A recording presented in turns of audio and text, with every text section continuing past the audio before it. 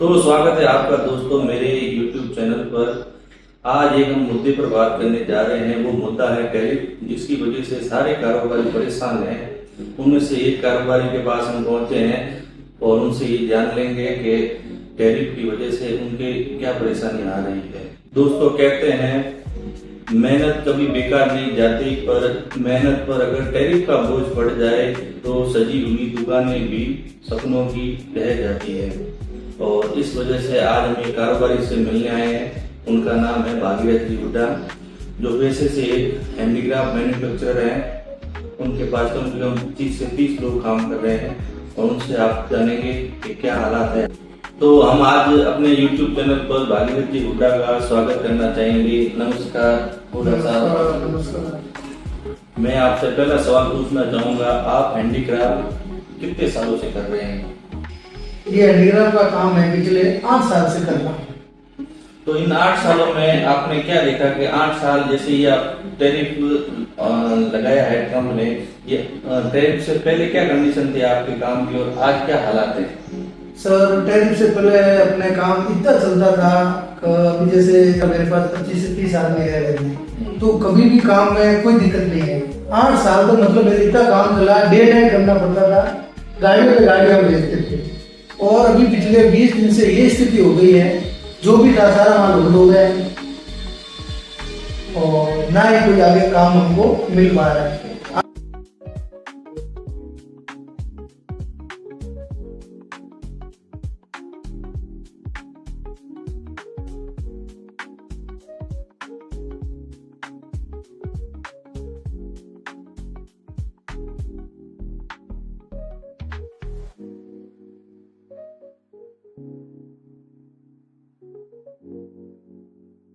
तो दोस्तों, टैरिफ लागू होने को सिर्फ 15 दिन ही हुए हैं। उस 15 दिन में ही भागीरथ जी के 30 स्टाफ में से सिर्फ 5 लोग ही काम कर रहे हैं, क्योंकि मजबूरी है।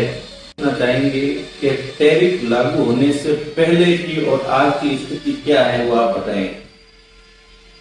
जैसे टैरिफ से पहले मेरे पास 25 से 30 आदमी रहते थे, यानी मंथली मेरे काम का 20 से 25 लाख रुपए का। आज ये सिचुएशन आ गई है, माल लोड हुआ है और मंथली काम हुआ है, मतलब 5 से 7 लाख रुपए का हमारा काम आ रहा है। इसमें हमारा खर्चा भी नहीं निकल पा रहा है।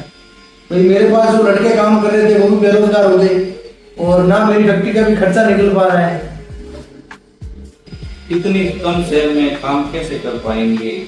एक व्यापारी होने के तौर पर आपको इस समय सबसे बड़ी मुश्किल क्या आ रही है? हमारी सबसे पहली मुश्किल तो ये हो रही है, हमारा मंथली काम था 20 से 25 लाख रुपए, यानी सेल थी, उसमें से अब सिर्फ सेल हो पा रही है 20%, यानी खर्चे वही है, खर्चे कोई कम नहीं हुए और हमारी इनकम कम हो गई है।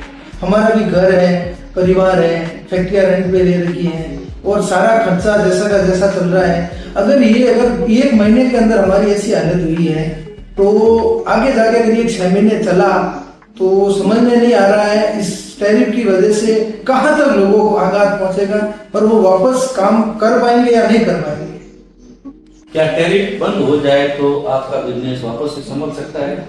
अब सर, जैसे हमने बहुत कोशिश करके आज 8 सालों का अनुभव झोंक के मैंने और मेरा काम सही चल रहा था। आज मेरे पास अनुभवी कारीगर थे, वो अगर जैसे अभी 5 जने रहे हैं, अब जैसे ये 6 महीने चला, वो सारे डाइवर्ट हो जाएंगे, दूसरे धंधों में चले जाएंगे, कि उनको भी घर चलाना है और आज ना तो मेरे पास अनुभव कारीगर मिलेंगे, तो मैं इस काम को वापस प्रॉपर वे में लाने में मेरे को बहुत टाइम लग जाएगा और इस हिसाब से बहुत सारे कारोबारी घर चले जाएंगे।